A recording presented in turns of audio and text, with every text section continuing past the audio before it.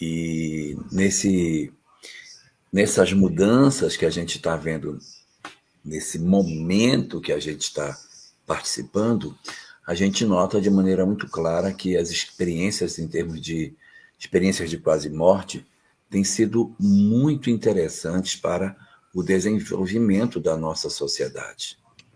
Muitas experiências têm surgido para o crescimento das nossas condições de alargamento, né, da visão que a gente tem sobre o que vai acontecer com a humanidade nos próximos tempos em termos científicos. E por que que isso está acontecendo? Isso acontece por um seguinte sentido.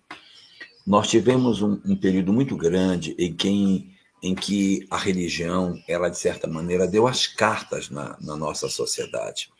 A religião ofereceu para nós as grandes notícias do que aconteceria no planeta, em termos de mudanças.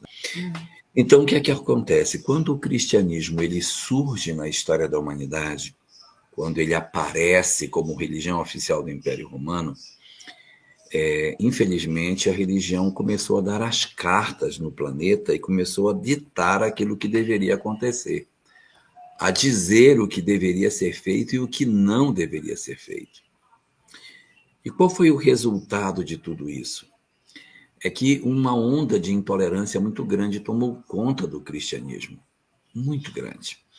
E na tentativa de garantir a unidade de pensamento, houve muita perseguição a quem pensava de forma distinta.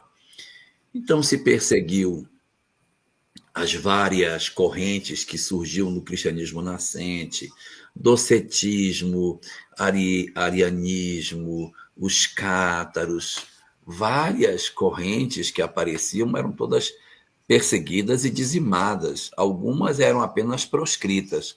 De outras vezes, eles perseguiam os seus divulgadores e matavam as pessoas. Depois veio o período em que surgiu o islamismo. E com o surgimento do islamismo, houve uma onda de ódio muito grande a essa nova corrente de pensamento e guerras foram feitas em nome de Jesus.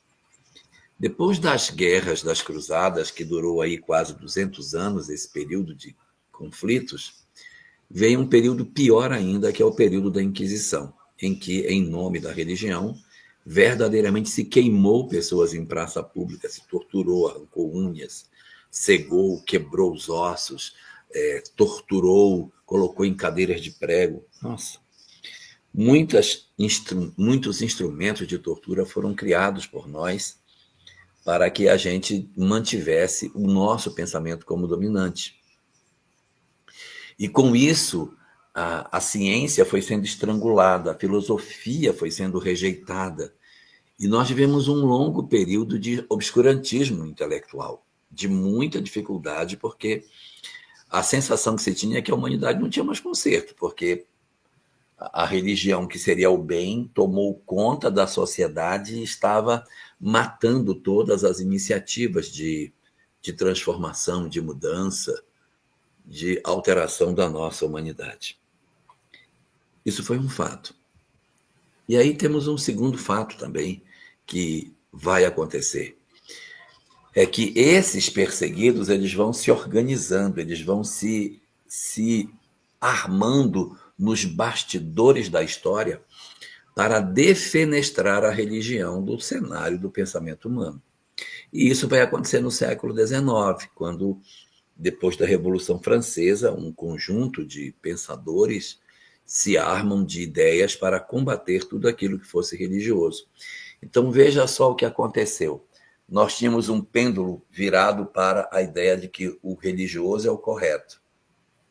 E quando veio a Revolução Francesa, esse pêndulo movimentou-se para o outro extremo e nós passamos para o absolutamente profano, onde o religioso passou a ser debochado, perseguido, religião passou a ser considerada um instrumento de dominação, muito ódio se criou em relação a tudo aquilo que fosse espiritual, e é quando a gente vê surgir aí grandes pensadores do século XIX, como Feuerbach, Nietzsche e muitos outros que apareceram nesse cenário, com justa razão, criticando a religião pelos seus aspectos extremamente persecutórios que ela promovia na sociedade. Havia razão para que o homem do século XIX apresentasse esse tipo de visão, de que a religião realmente era algo extremamente nocivo para a nossa humanidade. Só que nós passamos da medida, porque nós perseguimos o fanatismo religioso, que era correto rejeitar, mas nós perseguimos também as religiões, que não era correto. Mas muito pior do que isso, nós perseguimos a própria espiritualidade da criatura humana. E criamos uma sociedade absolutamente desinteressada dos valores espirituais, na crença de que ela seria muito mais feliz porque seria uma sociedade sem Deus. Deu tudo errado. Deu tudo errado porque a sociedade hoje é uma sociedade muito mais doente, muito mais frágil, com uma série de dramas que não eram assim, passado, uma incidência imensa de processos de ódio, de desamor, de desinteresse pela vida, de intolerâncias sociais, políticas e etc., que hoje a gente vive, todas elas calçadas, de certa forma, nesse modelo que a gente muito observa hoje de negação do espiritual. Então, qual foi o resultado de tudo isso? O resultado foi a construção de uma sociedade absolutamente avessa a tudo aquilo que é espiritual. Então, o pêndulo mudou de direção. O pêndulo estava no lado religioso e se deslocou para o lado contrário do total materialismo. Só que esse processo ele já está completando 200 anos, já fez 200 anos que isso aconteceu. A Revolução Francesa é de 1789. Então, nós já temos aí mais de 200 anos que isto se deu e a humanidade começa a repensar agora essa posição que ela tem adotado de materialismo. Porque essa posição de materialismo também não está ajudando. Ela não está ajudando. Nós estamos vendo coisas terríveis estarem acontecendo na nossa sociedade em função desse afastamento do homem com relação às questões da espiritualidade. E aí o que a gente vê acontecer? Um leve movimento da nossa sociedade na direção de um ponto que seria um retorno para os interesses das coisas espirituais, mas com um medo enorme da religião. Então, é um retorno lento do interesse do homem pelas coisas espirituais, mas muito apavorado que esse retorno possa permitir com que a religião volte a sentar no trono e volte a ditar as regras no nosso mundo. E o que a gente está vendo como resultado desse mecanismo de aproximação? Um primeiro movimento que a gente vê é o movimento de uma coisa que não existia antes. É uma novidade na nossa sociedade. Chama-se autoajuda. O que vem a ser a autoajuda? É a tentativa de trazer os conceitos da religião sem o rótulo da religião. É uma maneira das pessoas de escamotearem a necessidade que a criatura humana tem de valores espirituais sem cair nos braços da religião. Essa é que é a grande questão. Eu quero falar de espiritualidade, mas eu não quero falar que sou religioso, porque a religião fez muitos absurdos no passado. Então, nós temos que criar uma forma de apresentar isso tudo sem dizer que a gente está apresentando. E aí criou-se esse movimento chamado autoajuda, que cada vez cresce mais. Se você bem lembrar, quando a gente era menino, isso não existia, tá? Não havia autoajuda. Não havia. E se você for se debruçar sobre o que a autoajuda prega, ela prega da forma dela, mas o conceito que nos conduz às ideias espiritualistas. Então, o Cristo dizia: amai os vossos inimigos. Pai, perdoa-lhes porque eles não sabem o que fazem, estimulando a prática do perdão. O que é que a gente vê na autoajuda? Na autoajuda, a gente vê um fenômeno muito interessante, em que as pessoas dizem assim: amiga, não faz isso não fica com raiva, joga para o universo,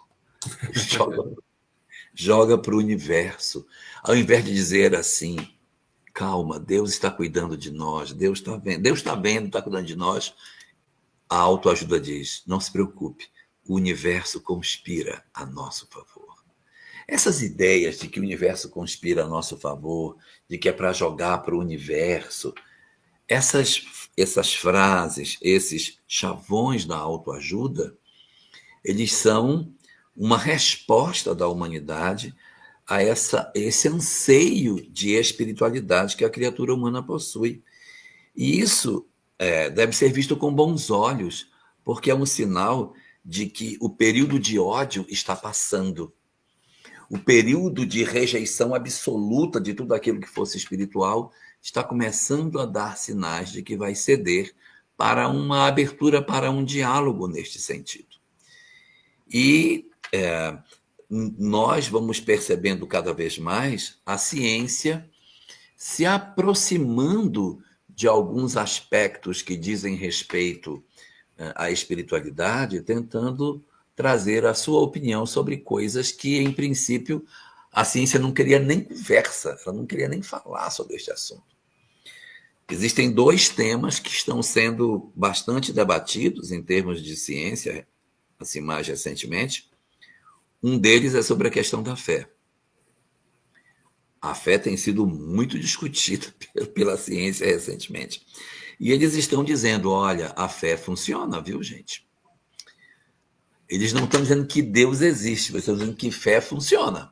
Porque se eu tiver um doente, e esse doente ele tiver uma fé, ele tem maior probabilidade de se curar do que o outro que é descrente. Então, eles já começam a perceber: quem tem fé mobiliza o seu sistema imunológico de uma maneira tal que a resposta do sistema imunológico é positiva. Então, ter fé, pela ótica da ciência, é um fator positivo. Ele não está discutindo a existência de um criador, mas o mecanismo do sistema imunológico, a resposta imunológica de uma pessoa que é dotada deste recurso.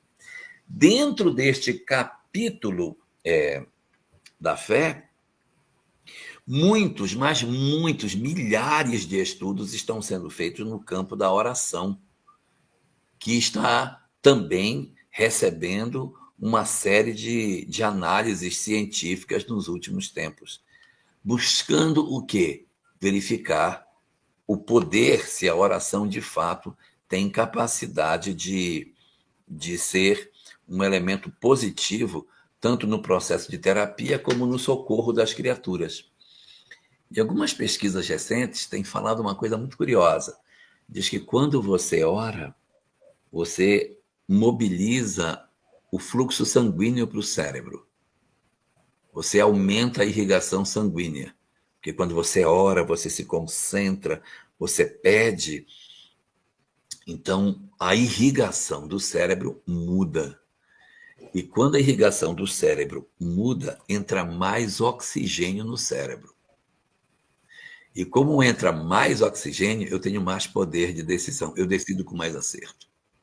Aí eles estão dizendo o seguinte, que quimicamente existe uma vantagem para a oração.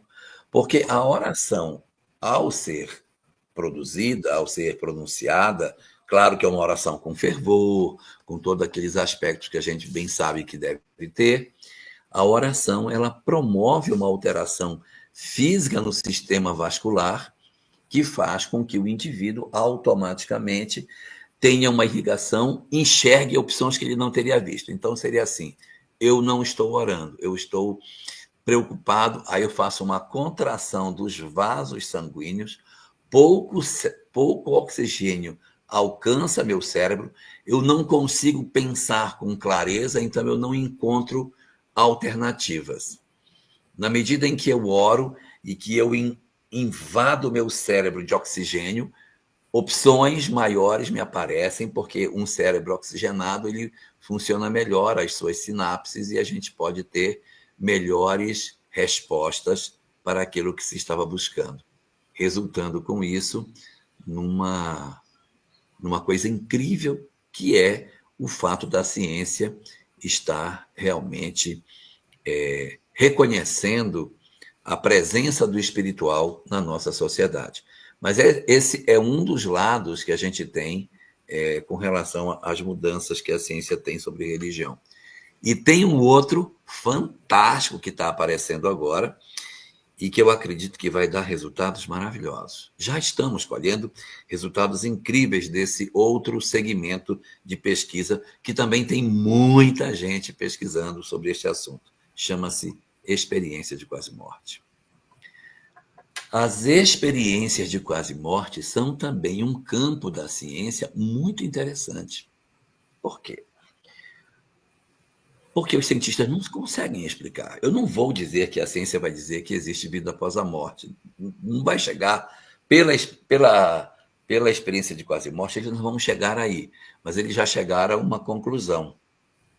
O cara não pode ter memória quando está morto. Não pode ter.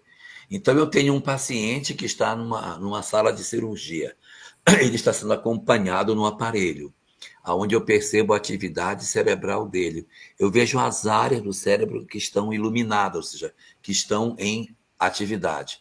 De repente, esse cara tem uma parada cardíaca, o oxigênio para de fluir no corpo, para de oxigenar o cérebro para. O cérebro no aparelho fica todo escuro, sem iluminação nenhuma, sem atividade cerebral. Os médicos, então, atuam tentando fazer a reanimação do paciente, tentando cuidar de uma forma de trazer a pessoa de volta à vida, mas ela fica desacordada ali alguns minutos. E depois ela volta, eles obtêm sucesso na ressuscitação. Conseguiu. Se ele esteve morto, se o cérebro esteve inativado, ele não pode ter memória. Ele não pode ver. Ele não pode ouvir. Ele não pode saber o que aconteceu na sala porque ele estava morto. E nós estamos tendo uma quantidade absurda. São milhares de pesquisas hoje sendo feitas de experiências de quase-morte. Que não são cientistas espíritas, nem espiritualistas, muitos são ateus, que estão estudando e de maneira isenta, analisando o resultado das experiências que eles estão tendo. Nós temos um grande pesquisador brasileiro dessa empreitada, que é o Alexander Moreira, e ele produziu um livro recentemente muito interessante sobre isso. Esse livro que ele produziu, que é sobre as várias pesquisas científicas, fala de experiência de quase-morte. E nesse livro ele conta uma história, eu vou contar só uma do livro para a gente poder entrar diretamente no nosso tema. Olha a história que ele conta. Ele diz que teve um cara que sofreu um acidente de trânsito. Sofreu um acidente. E ele morreu. Ficou morto no chão lá do acidente. Os paramédicos chegaram, colocaram esse cara já morto na ambulância e tentaram ressuscitá-lo, mas eles não estavam conseguindo passar aquela cânula que passa para poder jogar ar para a pessoa. Estava com dificuldade de passar. Aí eles deram um jeito lá e enfiaram a cânula no sujeito. Estava morto mesmo. Enfiaram a cânula nele e começaram a fazer massagem, desfibrilador e massagem cardíaca, e vai, e tenta, isso tudo na ambulância, indo para o hospital, e os paramédicos fazendo de tudo para ressuscitar o cara. Ressuscitou. Conseguiram ressuscitar o cara. Isso está registrado. Isso que eu estou falando, o cara estava morto, eles trouxeram o cara de volta à vida. Beleza. O rapaz foi internado, ficou no hospital ali, aguardando a alta, quando no dia seguinte, o paramédico que o atendeu na ambulância entrou no quarto do hospital onde ele estava. E ele disse para o rapaz assim, para o paramédico, eu preciso falar com você. Eu disse, o que que é? É sobre ontem, quando você me atendeu e me levou para a ambulância. Sim, fui eu que lhe atendi. Como é que o senhor sabe? Porque eu vi. O que eu quero falar com você é que você estava com dificuldade de passar a cânula, você tirou minha dentadura e meteu na segunda gaveta do armário de dentro da ambulância. E não me devolveram a minha dentadura. Eu estou sem dente ainda.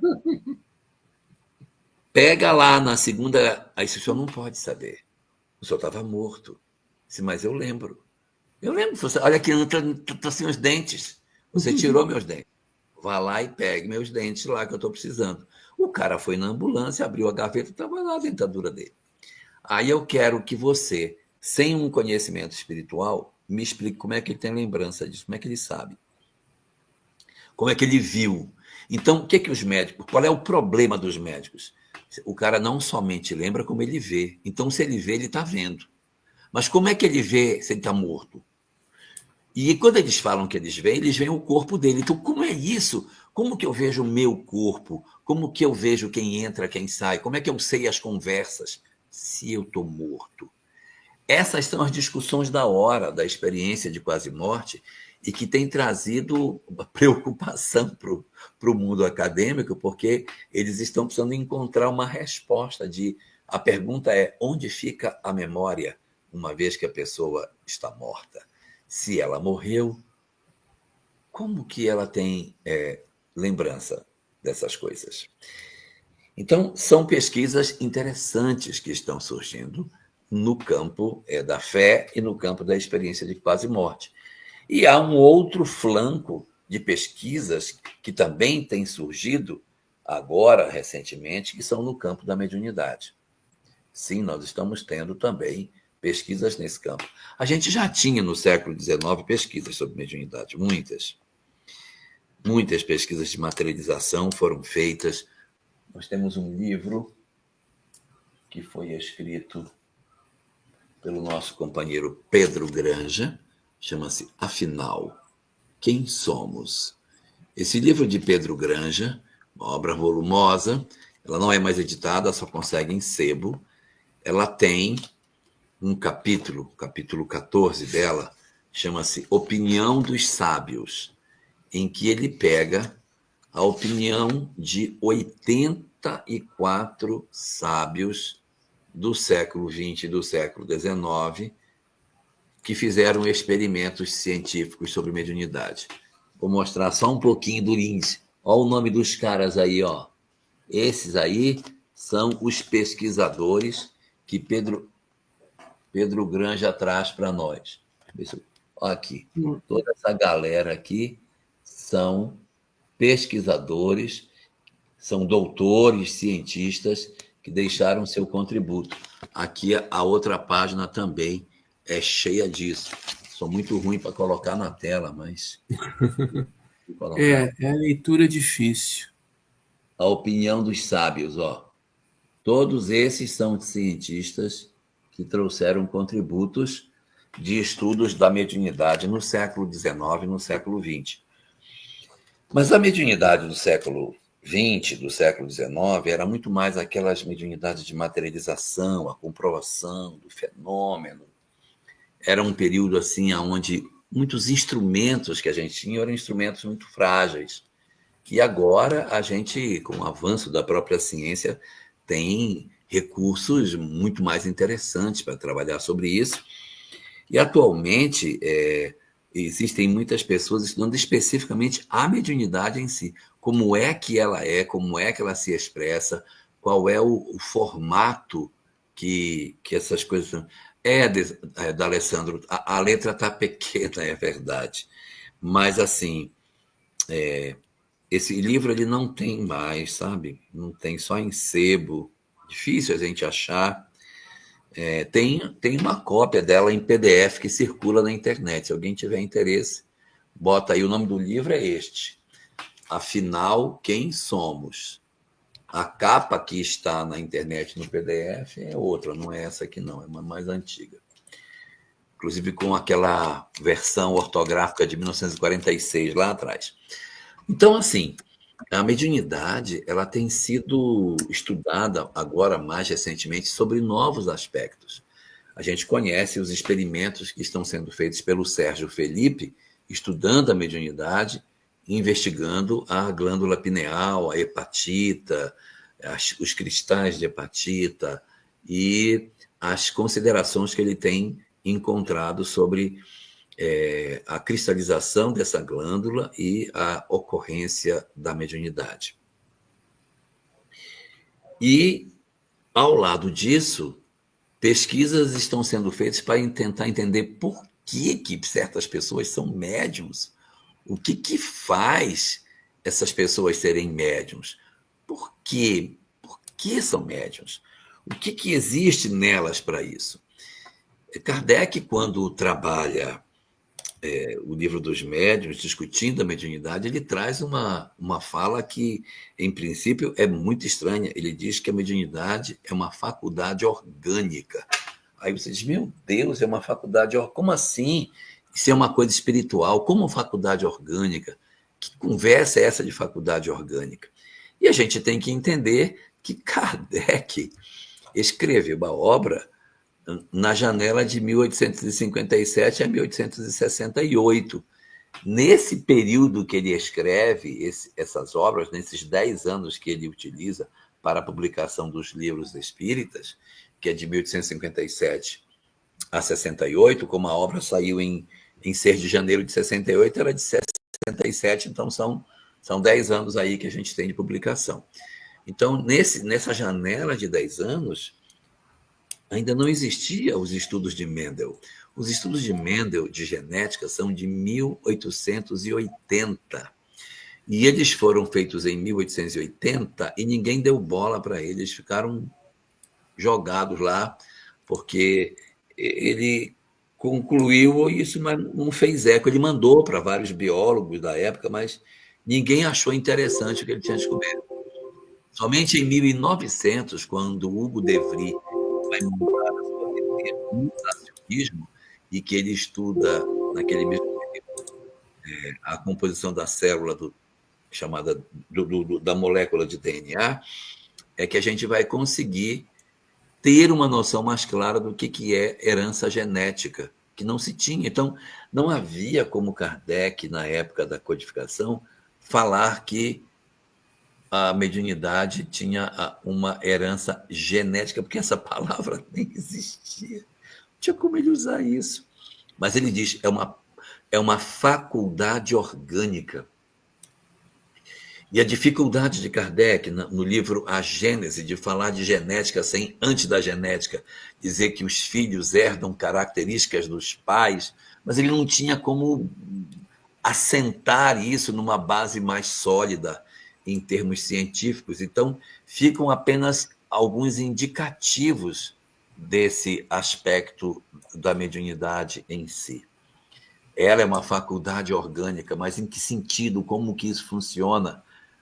Os estudos de genética que foram apresentados na sequência, no desenvolvimento que a própria doutrina espírita teve a chance de experienciar, foi nos revelando o quanto que a mediunidade ela tem uma presença muito curiosa dentro de determinadas famílias.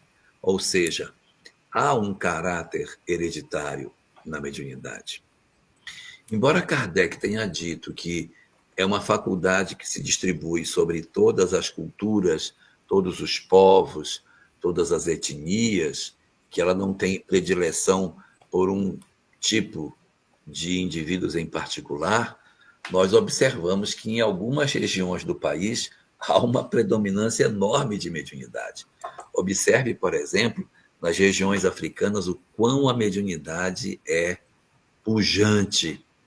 Observe como dentro dos cultos afro, que estão muito ligados aos aspectos dos nossos irmãos africanos, essa faculdade ela é tão presente dentro dos grupos familiares. Então, nós trazemos em nossas almas a predisposição para o desenvolvimento deste fenômeno, ou seja, a mediunidade ela é um fenômeno que está associado a aspectos genéticos. E quando a gente se aproxima disso pela leitura que a doutrina espírita nos concede, nós vamos perceber algumas coisas bem interessantes, como, por exemplo, vamos começar a comentar que sim, é verdade, existe um aspecto genético, uma hereditariedade nisso. Só que, ao mesmo lado que desenvolve-se as pesquisas sobre a fé, desenvolve-se as pesquisas sobre experiência de quase morte, desenvolvem-se as pesquisas referentes à mediunidade, também se desenvolve na ciência um novo ramo chamado epigenética. A epigenética é um negócio que vai trazer resposta para muitas perguntas que nós temos. A epigenética é a consideração de que a genética não é uma ciência exata, porque nós dizemos assim, ora, se um homozigoto dominante cruzou com um homozigoto recessivo, então eu terei 100% de heterozigotos dominantes. Aí, se esses cruzarem, aí eu vou ter 25% de recessivo, 50% de heterozigoto e 25% de homozigoto dominante e tal, que é a lei de Mendel. Essas coisas, elas funcionam estatisticamente, mas na prática elas não acontecem. O que está acontecendo? Por que os percentuais que a gente enxerga na genética não se concretizam na prática? Por um fenômeno chamado epigenética, que está sendo o último grito das pesquisas nesse período. Há uma obra espírita agora que eu recomendo da Alessandro. Você que gosta, chama-se Bioética Espírita. É um material excepcional, produzido pela AME Brasil, que é uma coletânea de vários artigos sobre os mais diferentes temas da área da bioética, atravessando a questão do aborto, da epigenética, de transplante de órgãos, coisas muito bem calçadas, estudos magníficos feitos pelos nossos companheiros espíritas que são da área médica, sobre doenças mentais. Quem gosta desses assuntos ligados à saúde e espiritualidade tem a obrigação de ler, porque, meu Deus, quanto esclarecimento existe nessa obra, que é uma coletânea de vários artigos. Em vez de fazer uma obra sobre cada tema, eles fizeram uma obra volumosa, ela é bem grossona assim, mas ela tem só artigo robusto e muito interessante lá dentro. E entre esses artigos existe o capítulo 6 desse livro, chama-se Bioética, epigenética, aonde ele vai trabalhar os aspectos que existem que fazem com que a epigenética produza aquilo que a genética oferece para nós. Existe um fenômeno que é muito estudado em epigenética, chamado expressão gênica. Não sei se você já teve a chance de estudar essa expressão gênica. Não. É um negócio muito interessante. A questão é a seguinte: eu tenho uma determinada doença, aí eu caso com a minha mulher, e o meu filho nasce com o gene desta doença. Você olha e diz, o menino nasceu com um gene, então ele vai ter a doença, ele está com o gene da doença. Só que tem alguma coisa que ainda ninguém sabe o que é a tal da epigenética, que não dá o gatilho do gene. Não dá o gatilho. Então, mesmo eu sendo portador do gene, o gene não starta. E o sujeito não desenvolve a doença que deveria desenvolver. Do ponto de vista do DNA dele, no DNA dessa criatura, eu olho, faço análise dos genes e digo, ele tem o gene dessa doença. Então, ele vai ter, só que ele não tem. Ele tem o gene, mas não tem a doença. Por quê? Porque faltou o Isso. gatilho para que essa doença acontecesse. Aí, quando a gente estuda o pensamento de Emmanuel, de Martins Peralva, deixa eu ver se eu acho ele por aqui. O pensamento de Emmanuel, de Martins Peralva, ele vai nos falar que existe um fenômeno chamado. Cadê? Não tenho aqui. Estou sem a obra.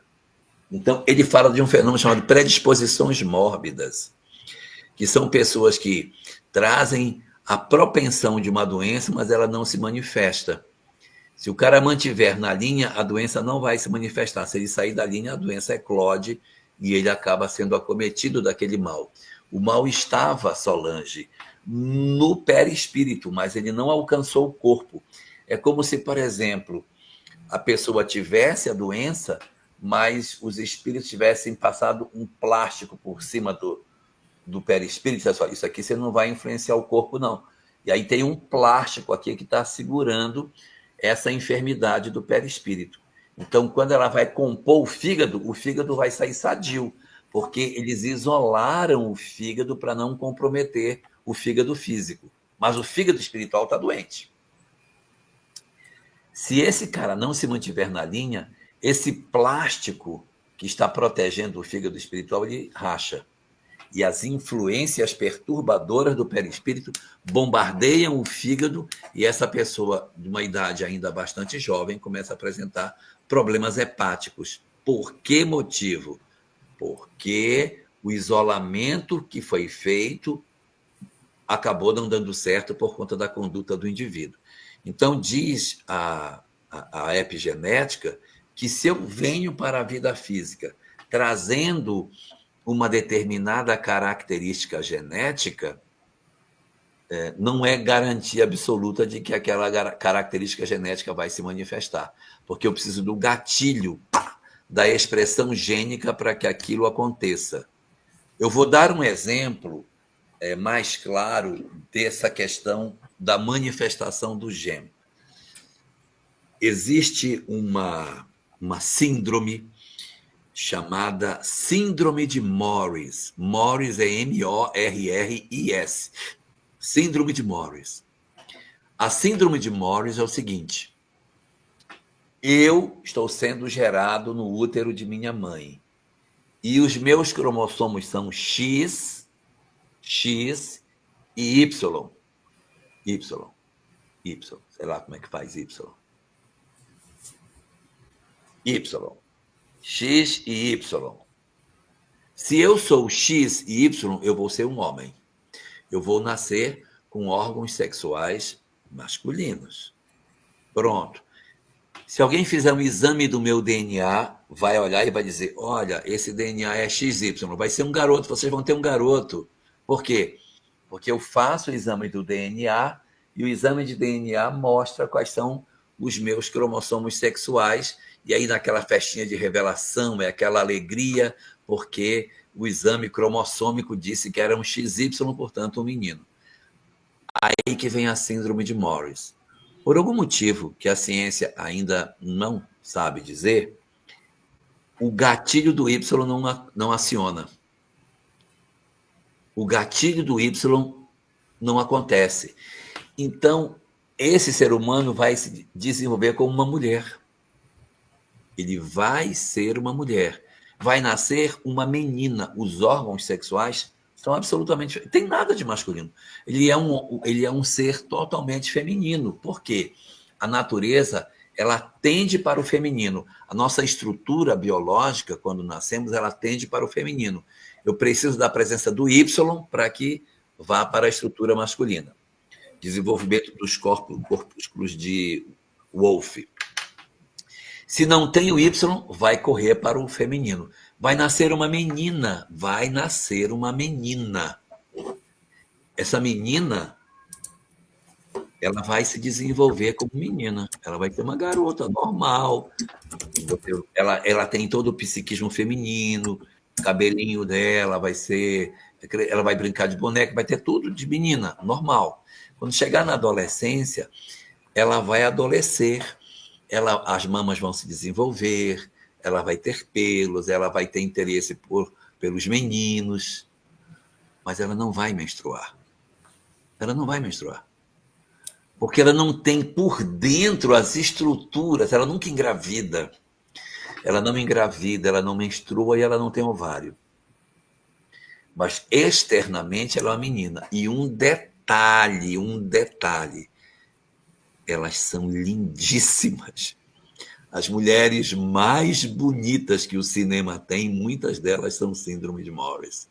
Se você botar na internet síndrome de Morris famosos ou famosas, sei lá, você vai ver cada mulher belíssima que, se for fazer um exame de DNA dela, ela é XY. O DNA dela é de homem, mas ela não tem psiquismo masculino, ela tem psiquismo feminino.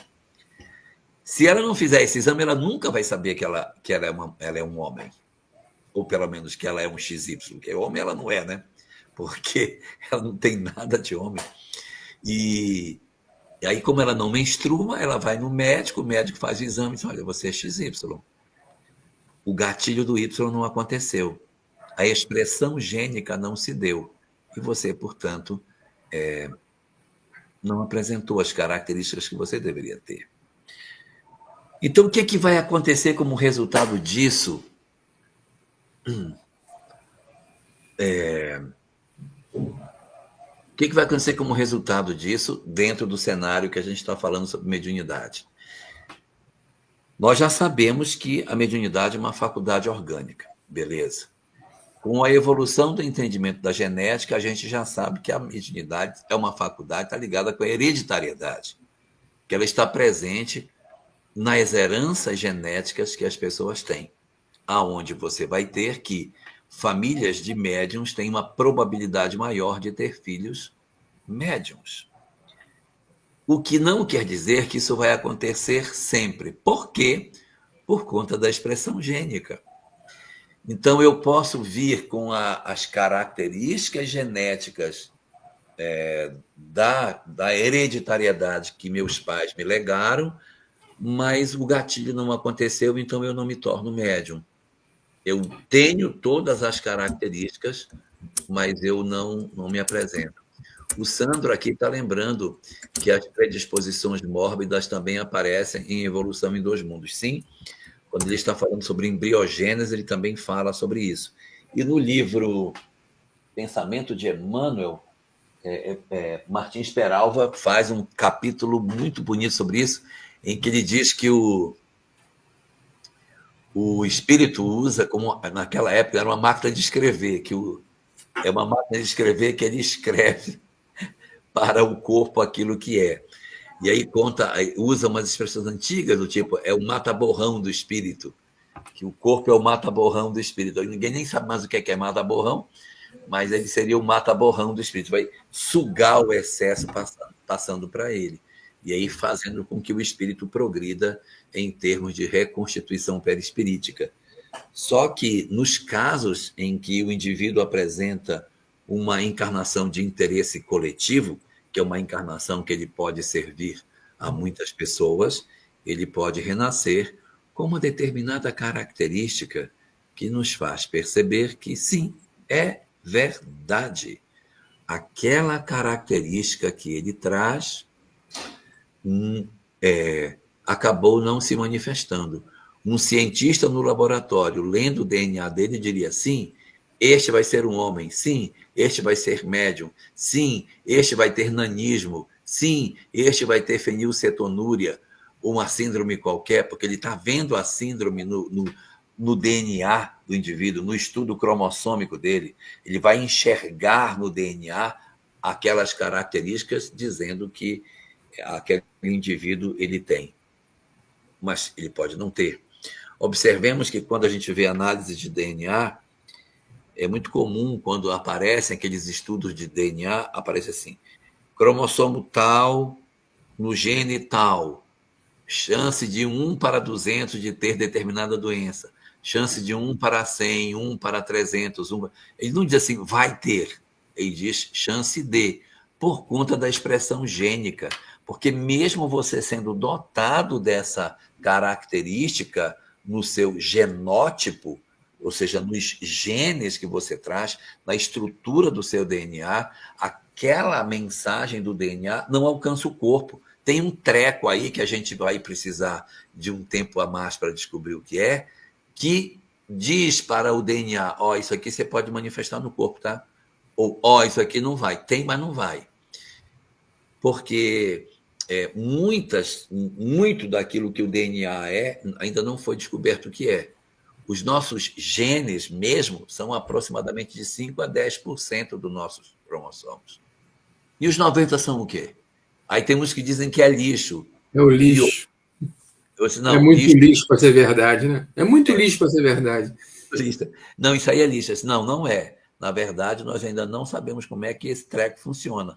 Mas isso deve ter alguma coisa a ver com os gatilhos para a ativação ou desativação de determinados genes que a gente possa ter.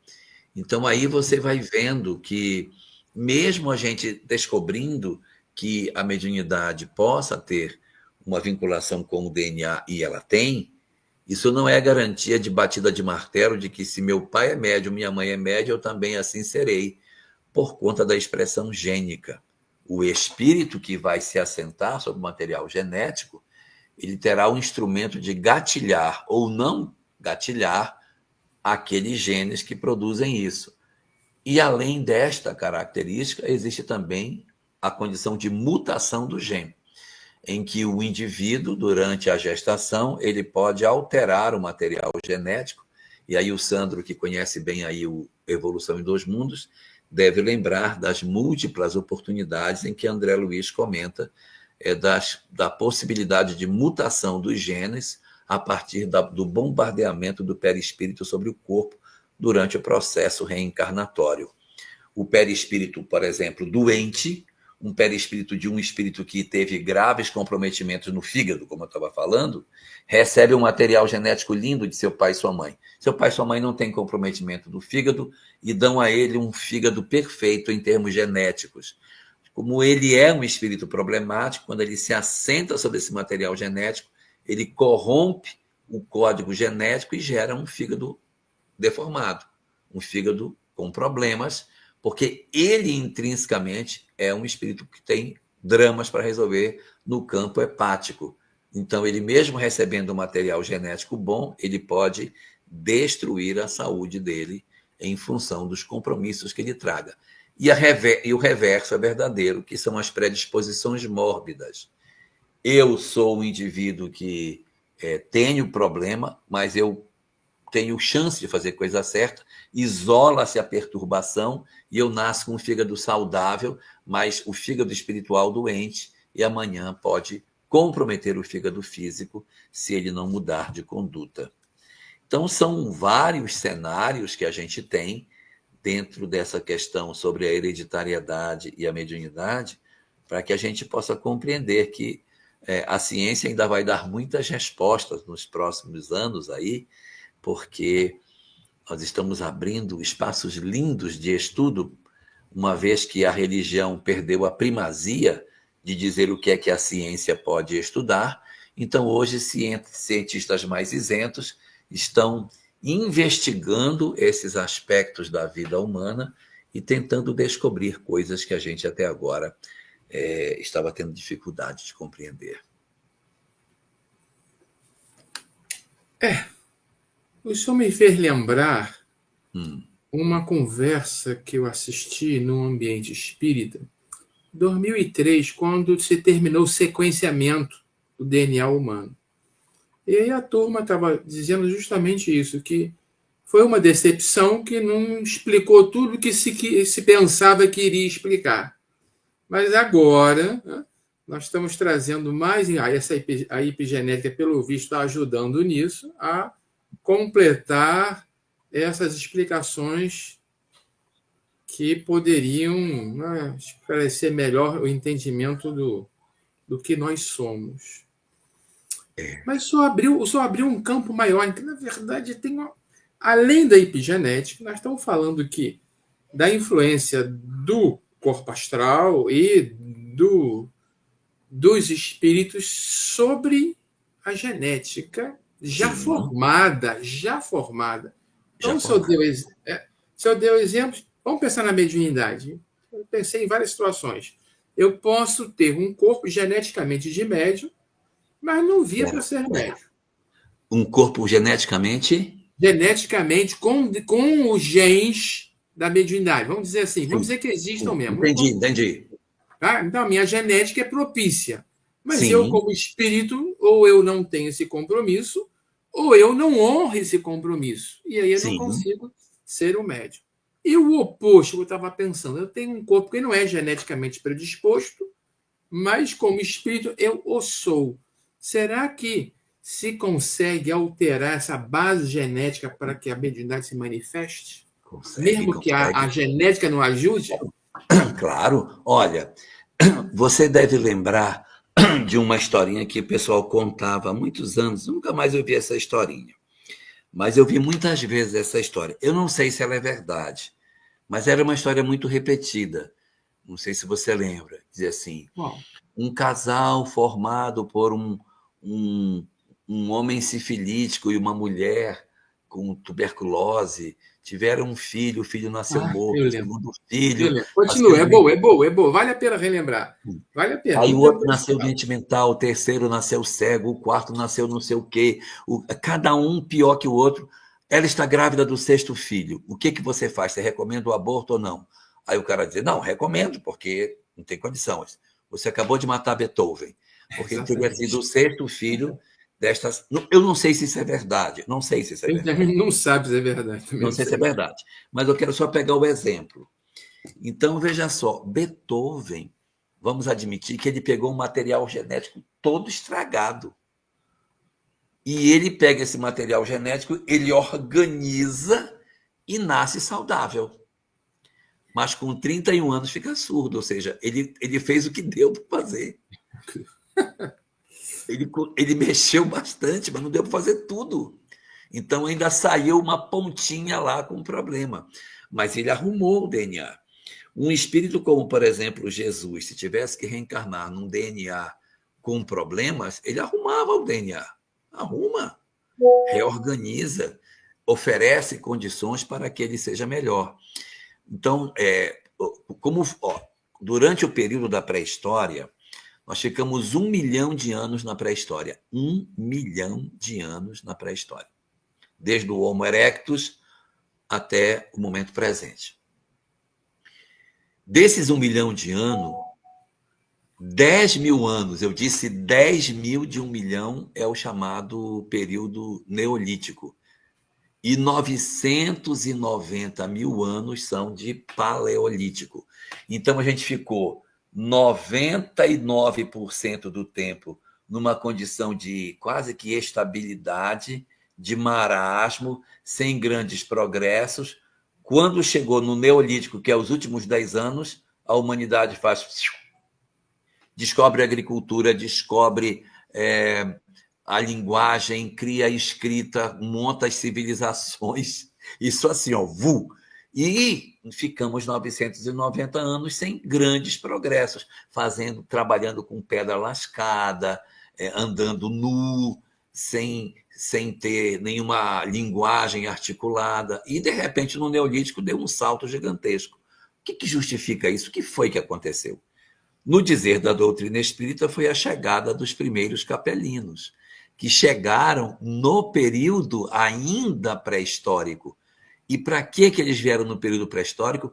Para empurrar a genética. Eles vieram aumentando caixa craniana, melhorando a posição do polegar em relação à mão. Então, eles vão impulsionando lentamente as transformações, e quando chega no momento final, se agora já dá para os capelinos virem. Os capelinos vêm quando eles encarnam imediatamente roupa, cabanas, enterra-mortos, linguagem articulada, primeiras religiões rudimentares ideia de território, compreensão de Estado, criação de líderes locais, definição de fronteiras.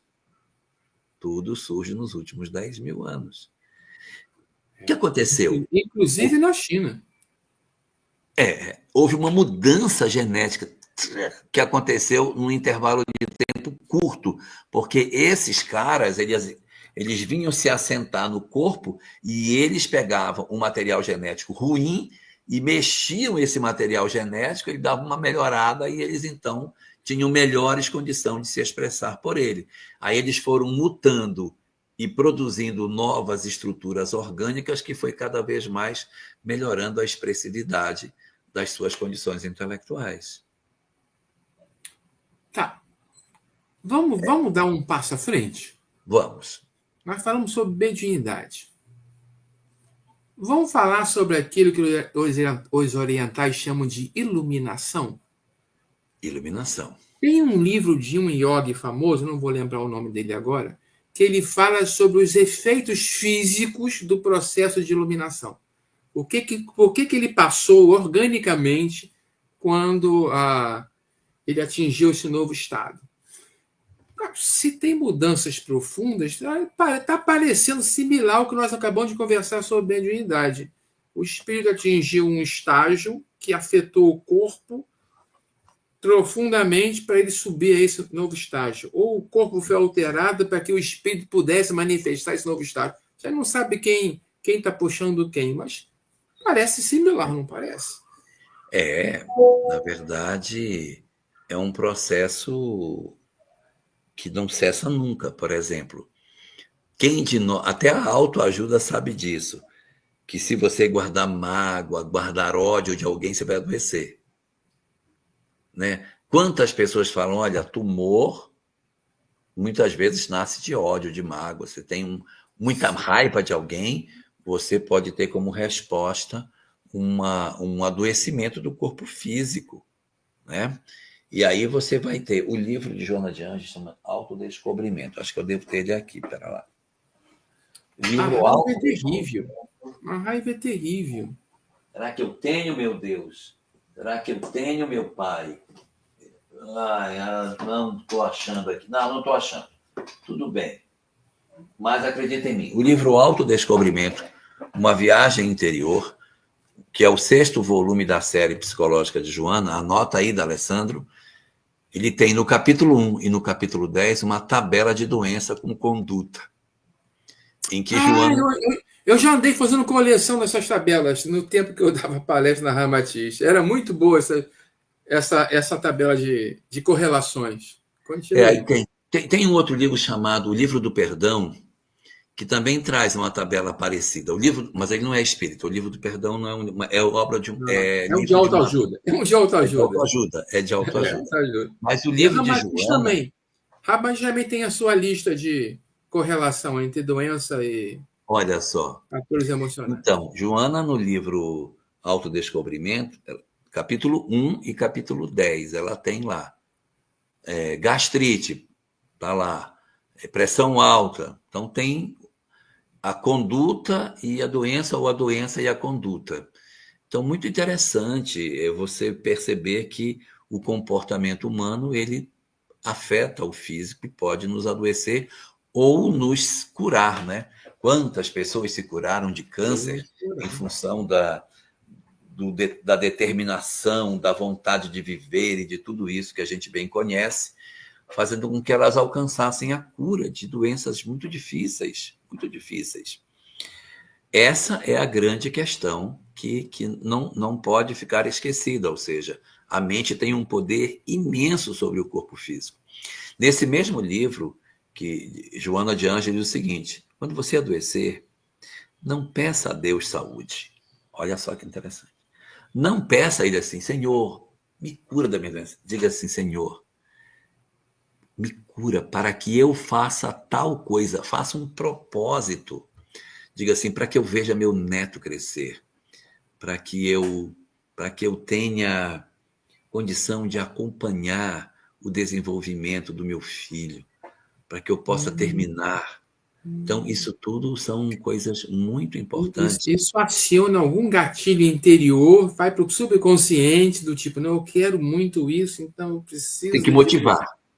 motivar. Motiva. Exatamente, Outra motivar. coisa que ela diz: se você estiver doente, converse com suas células, conversa com elas.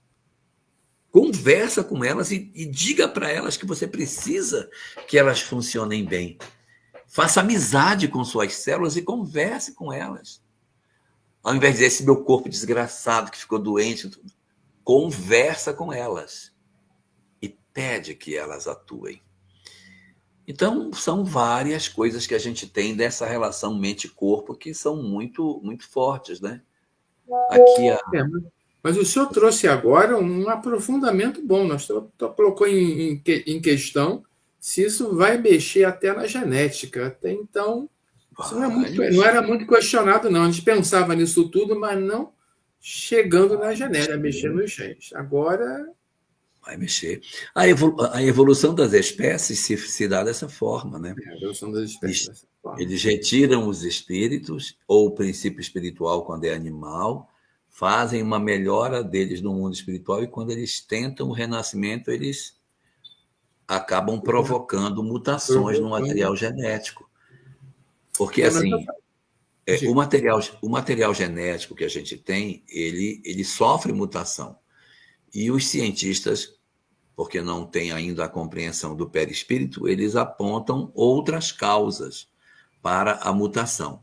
E as causas que eles dão são, fundamentalmente, duas.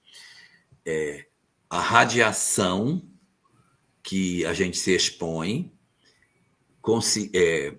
provocada ou natural. Qual é a natural? Embaixo dos nossos pés tem césio, tem urânio, tem tório, tem frâncio, que são todos materiais com uma certa carga radioativa. Só que não tem muito na Terra. É um pouquinho, mas o pouquinho que tem vai bombardeando, e se pega a célula no momento em que ela está dividindo o DNA, essa frequência bate no DNA e ele quebra. E quando ele se rearruma, ele pode se rearrumar de maneira diferente. Imagine que você tem um DNA. Lembra daquele drops? Aquele drops que tinha aquelas várias? Lembro. O DNA é igual aquilo ali. Empilhado uma sobre a A outra. jujubinha empilhadinha. Uhum. Se você rasga aquilo e desarruma, será que você consegue botar na mesma ordem? Se você botar em ordem diferente, aí você já bagunçou seu DNA. Então, na hora que o raio bate no drops, que o drops se quebra todo, pronto, deu problema. Porque aquilo Parece ali câncer. não vai prestar mais. Por exemplo, se ele quebrar e um pedacinho sair, esse pedacinho pode voltar e se encaixar. Mas esse pedacinho pode se encaixar de cabeça para baixo. É problema. Ou esse pedacinho pode sair e esse de cima encaixa embaixo, e esse pedacinho fica sobrando. Então, tem muitas coisas que podem acontecer. Então, uma das razões é a radiação que vem de baixo da Terra. A segunda é a radiação que vem de cima das estrelas. A radiação que vem dos raios cósmicos, que, segundo dizem, é muito mais intensa do que a que tem na Terra. Ela bate e ela quebra o DNA, e essa quebra vai produzindo as mutações. E a segunda causa são as exposições que se dão pela ação do homem. Você vai fazer um raio-x e se expõe a um raio-x. Você vai fazer uma consulta qualquer, a qualquer coisa, e de repente você se dá conta que você não alcançou a ideia de que você poderia estar grávida. Aí você chega lá para fazer um tratamento dentário, se expõe ao exame de raio-x e acaba produzindo uma alteração no bebezinho, no embrião. E aí você vai ter problema na construção do novo corpo. Isso é o que a ciência diz. O espiritismo diz, tudo isso aí é verdade, mas tem mais uma, tá? Que vocês não estão considerando. O espírito, que ele também é uma irradiação de energia que quebra DNA e vira a posição dele. Faz sentido. Faz sentido.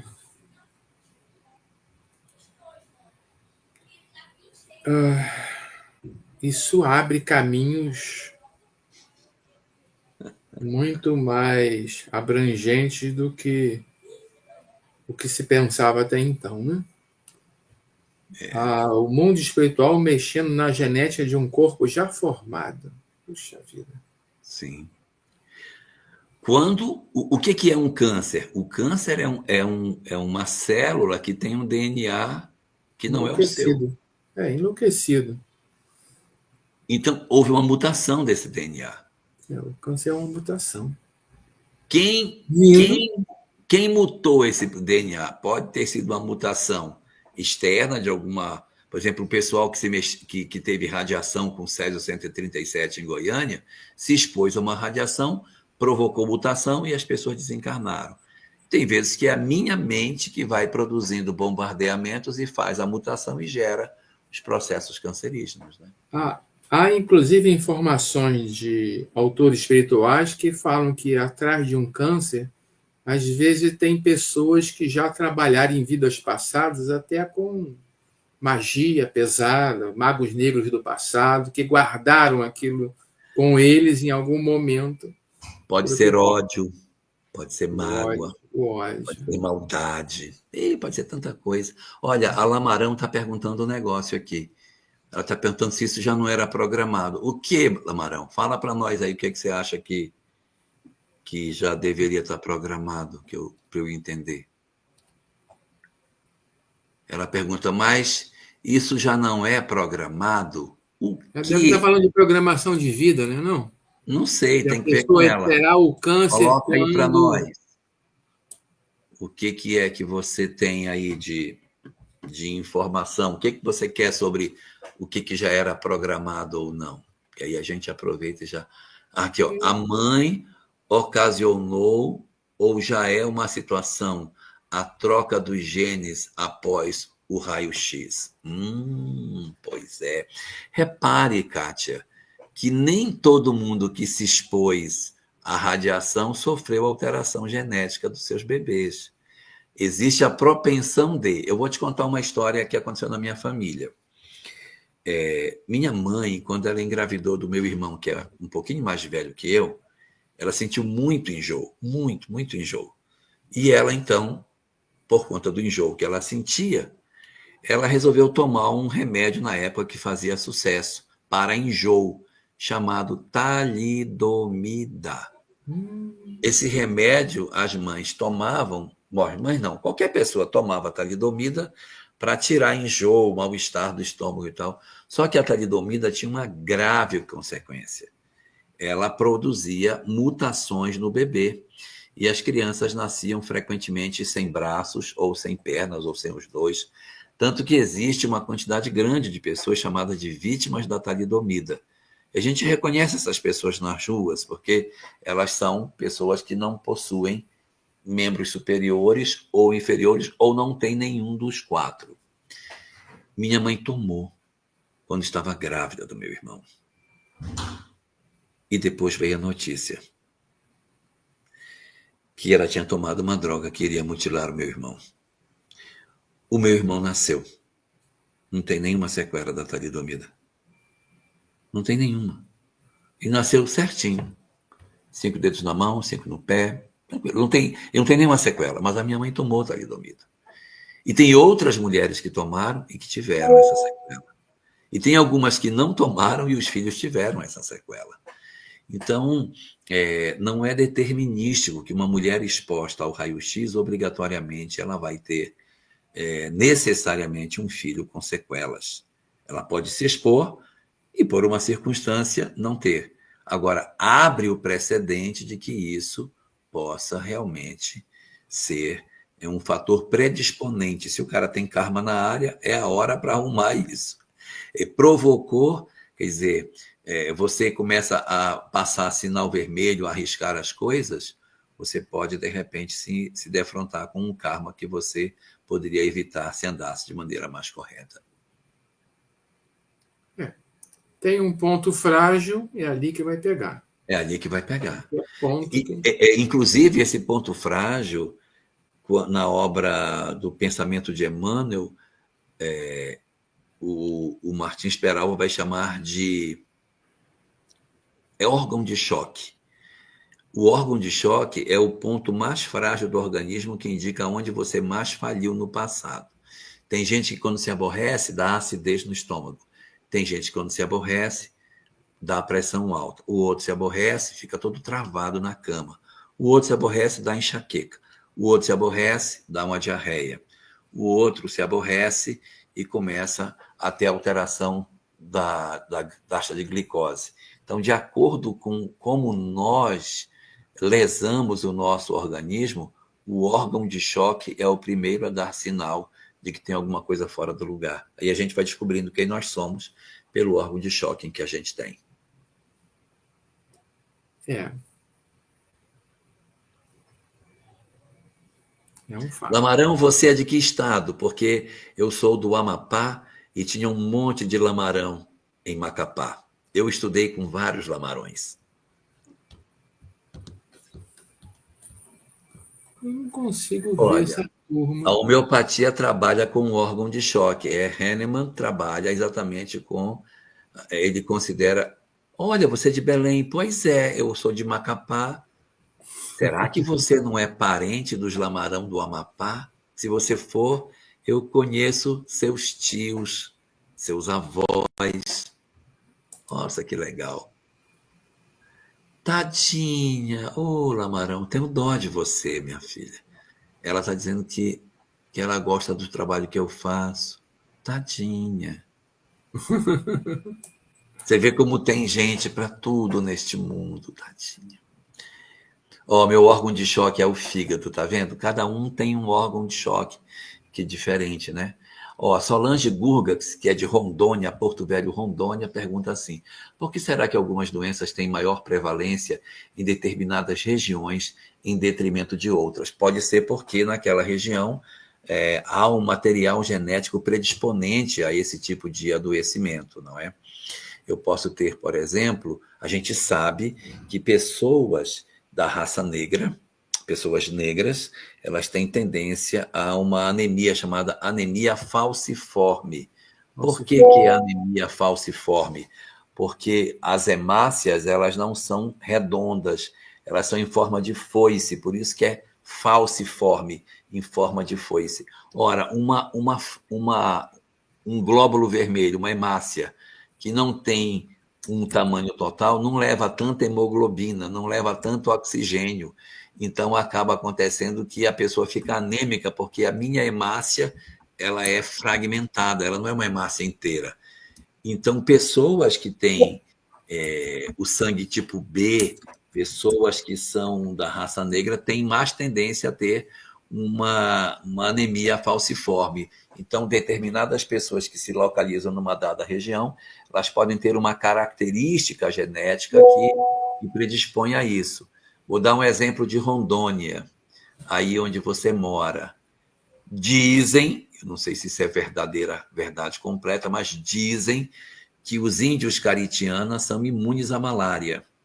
Imunes à malária.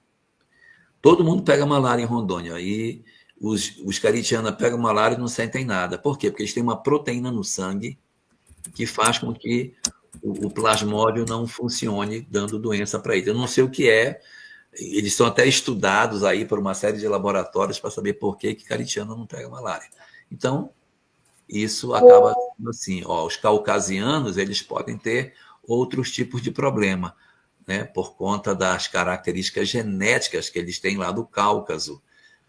E existe agora um negócio bacana que estão fazendo, que a pessoa tira uma gota de sangue, eles fazem um exame de DNA e dizem de onde você veio, de onde veio sua família e quais são as doenças mais propensas para você ter em função da região que você veio. Por quê? Porque o material genético dessa região tem algumas fragilidades que pode predispor a uma pele mais flácida, problemas no fígado, propensão para câncer de colo de útero ou para o cólon do intestino, né, no caso. E aí você vai vendo por que essas coisas também podem acontecer. Olha, Lamarão, manda uma mensagem aí para o canal. Como é o e-mail do canal aqui do centro para ela poder comunicar com vocês? O canal. Itamar, você pode postar ali o. Pronto, faz o seguinte, Lamarão, coloca aqui no chat um contato para você, para a gente entrar em contato. Que não aparece para mim. Acho que não está aparecendo também para o Itamar, não. O Centro Espírita Ivon Costa. O Centro Espírita Ivon Costa foi onde eu comecei. Nossa, o Centro Espírita Ivon Costa, inclusive, ano que vem vai estar fazendo 100 anos. Então, olha, tem muita gente do Ivon Costa que me conhece, Lamarão. Tenta entrar em contato com alguém de lá. Tenta entrar em contato com alguém. Sim, eu sou o Jorge Alahá, Gleice. Tenta entrar em contato com alguém de lá para conseguir o meu contato, para a gente poder eu passar um material para você, tá bom? Vamos ver aqui o que é que nós temos de continuidade disso. Doutor Alahá, o Itamar postou o e-mail do GPET. Pronto. Manda um e-mail para a gente nesse e-mail aí, que a gente entre em contato, tá bom, Lamarão? Valeu.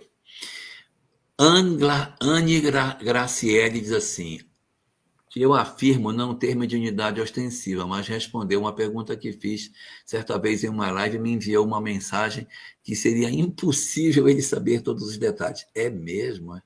Meu Deus do céu. Marinês Torre, meu filho aos 12 anos começou a apresentar toque. Hoje, aos 21, faz tratamento com psicólogo e psiquiatra para o toque. O que posso fazer para ajudá-lo espiritualmente? Bom, o toque, transtorno obsessivo-compulsivo, ele está no capítulo das neuroses. O capítulo das neuroses é um transtorno mental que é plenamente administrável, diferente de uma psicose, que você vai ter que conviver com isso a vida inteira. Toque a gente consegue até reduzir, neutralizar, até curar. Então tem que descobrir qual é a origem desse toque, sabe? A origem dele. E o que você pode fazer para ajudá-lo é tentar se aproximar dele sem estranheza, não considerar que é uma estranheza o que ele tem, que o comportamento dele é de uma pessoa doente, não deixar com que ele se convença de que ele é uma pessoa anormal, não faça isso. Então, tratar com naturalidade e tentar encontrar formas de evitar os gatilhos do toque. Uma vez eu fiz uma reunião com um rapaz que ele tinha toque. E aí nós sentamos na reunião, ele disse para mim assim, eu posso trocar de lugar aqui na mesa? Eu disse, claro, pode. Você quer sentar onde? Só quero sentar para lá. Então senta. Aí ele mudou de lugar e sentou assim, em vez de ficar de frente para mim, ele ficou de lado. Disse, desculpa ter mudado de lugar, mas é porque atrás de você tem uma estante com etiquetas, e as etiquetas estão todas fora de lugar. E eu estou nervoso, porque a vontade que eu tenho é de arrancar todas elas e pregar tudo certinho, porque eu fico desesperado com coisas desalinhadas.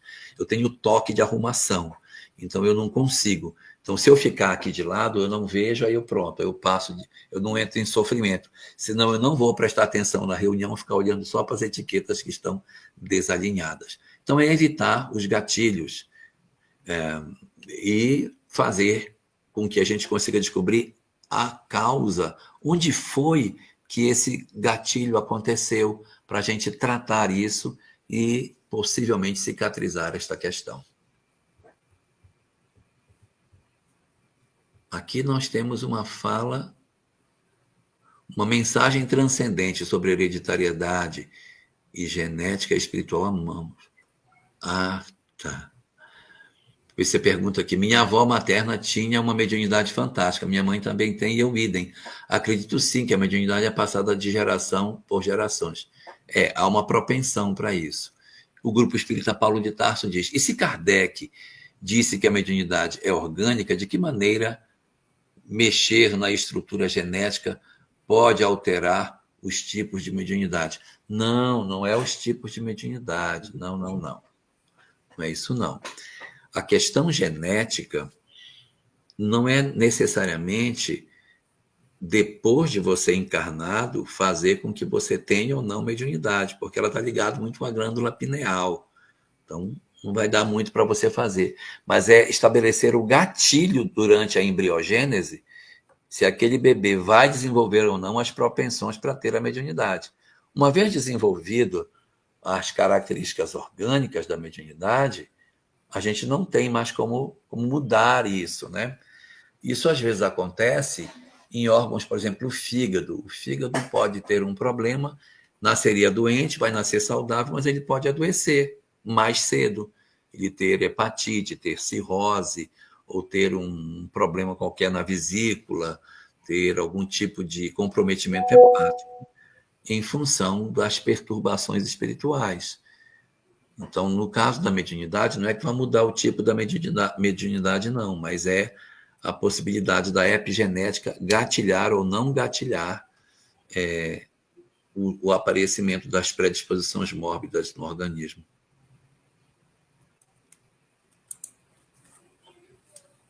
E sobre esse estudo que foi publicado muito recentemente, um levantamento genético de 54 médiuns, mais 12 de controle. O senhor deve ter visto ele, está aí. Não. Não mesmo? Não vi. É muito recente. Manda para mim. 2 ou 3 universidades fizeram uma pesquisa genética com médiuns selecionados e familiares, com o mesmo histórico genético. E identificaram 30 e poucos genes que apareciam predominantemente nos médios e não nos familiares. Isso aí é o início, né? Primeiro, eu achei pouco ainda, o universo 60. É uma pesquisa pequena, né? A amostra é muito pequena. É muito pequena ainda, mas já aponta algo muito interessante. Ou seja, um mapeamento, a ideia é essa, o mapeamento de genes que poderiam estar ligados à mediunidade. E um deles também está ligado com a pineal. O Gilson tem uma pergunta. Alguns assim com muita especificidade. Teve uns tipos lá só com 98% aparecendo nos médios e não aparecendo nos familiares. A amostra é pequena. A mínima amostra para você fazer um trabalho desse tipo é 50, mas 62 é muito baixo. O bom é você trabalhar com 2.000, 5.000, 10.000. Sim. Eu, como sou estatístico do IBGE, estatístico não, mas trabalho com as estatísticas do IBGE, eu vejo números muito volumosos, né? Trabalha com 1 milhão, 10 milhões, 100 milhões de amostras. Mas aí tem uma restrição, né? Veja que o universo é muito selecionado. Ele procura médiuns comprovados de vários tipos de modalidade mediúnica, de umbanda, de mesa, etc. Mas ao médium que, de fato, tenham já uma credibilidade como tal, e aí procuram familiares que não têm o sinal mediúnico. Isso deve diminuir bastante o campo de pesquisa, né, para selecionar esse tipo de Você tem que procurar fazer a amostra cega para você poder. Se você já pega a amostra com algum tipo de viés, você já contaminou a pesquisa, né? Eu quero um médium que o parente não seja médium. Aí, eu já. Não, mas é que está, mas eles querem justamente isso. Eles querem ver com a mesma herança genética, com a mesma educação, com a mesma alimentação e tudo mais, tá? Quem tem, ou melhor, se existir, a proposta nessa hora, se existir alguns genes prevalecentes nos que manifestaram a mediunidade em relação aos outros. Se pegar genericamente e aleatoriamente o universo, aí você não consegue.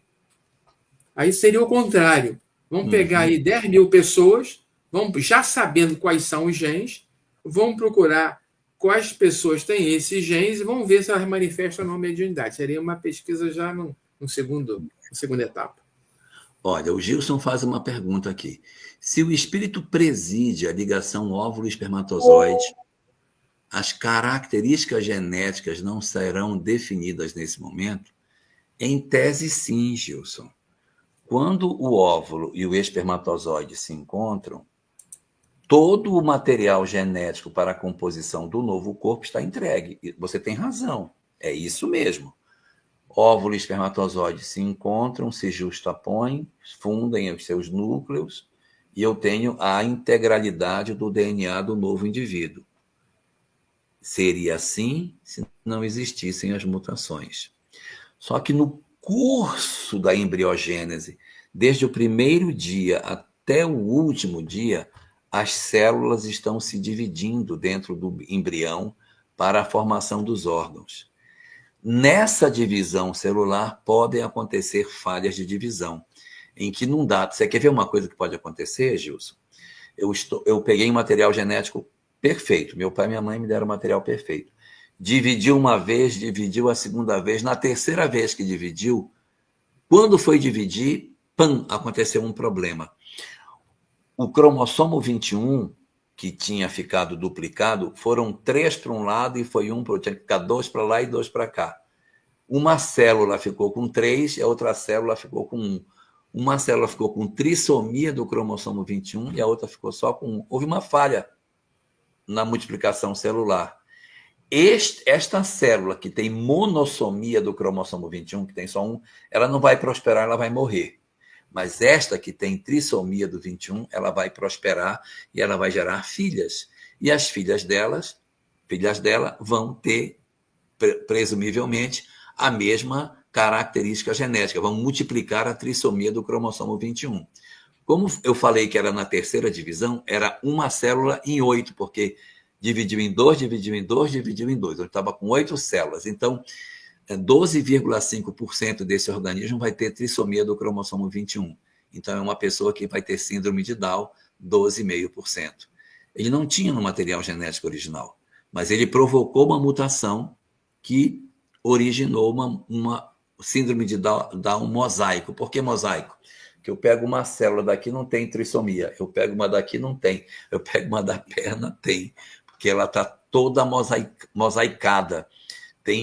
Houve uma mutação no material genético e a pessoa tem 2 DNA no mesmo corpo.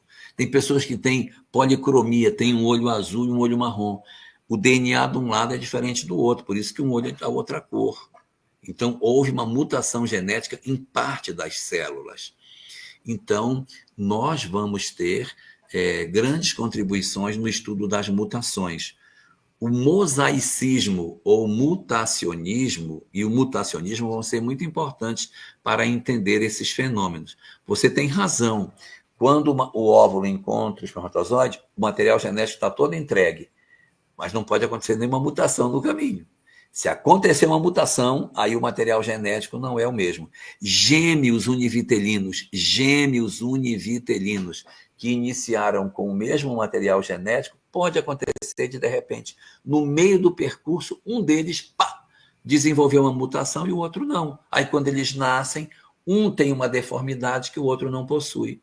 Por quê? Porque a mutação acontecida na gestação produziu um corpo que, mesmo tendo sido originado do mesmo DNA, resultou um corpo com características genéticas diferentes. Mutação não é um fenômeno tão raro como a gente imagina.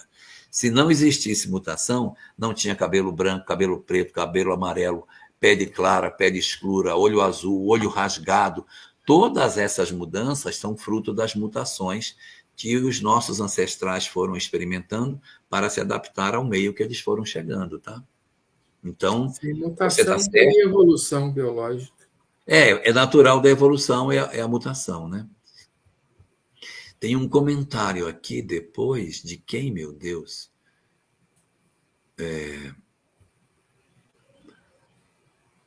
Cadê? O Conselho da Anne Gracelli. O Conselho Federal de Medicina criou uma comissão para estudar a relação saúde e espiritualidade, com o objetivo de entender como a fé e a espiritualidade podem influenciar a saúde e bem-estar. Não é legal isso? Nós estamos assistindo, é aquilo que eu estava falando no começo da live, o reaproximar-se da ciência, ainda que com medinho, mas se aproximando dos conhecimentos. Eu gostei do medinho. Tem medinho. É justificável, né? A Anne Gracelli também diz: acredito que as pesquisas acrescentem a forma de tratamento para assim. O Anselmo Duarte, meu queridíssimo Anselmo Duarte, doutor Alexander Moreira, do Núcleo de Medicina e Espiritualidade da UFRJ, tiveram seu artigo publicado, algo importante ciência. Com eles estão dizendo, o pontapé está dado, agora é aguardar a refutação. Beleza. Muito bom. Aqui a Kátia Lamarão pergunta, podemos considerar os termos genes para os encarnados e para o espírito, o perispírito? já que muitas situações ficam gravadas no perispírito? Não. Eu posso dizer assim, podemos considerar o termo corpo para os encarnados e para os espíritos perispírito? Aí sim, perispírito a gente compara com corpo, não com gene. O que é um gene? Um gene é um pedaço de um cromossomo. O que é um cromossomo? É uma parte do DNA.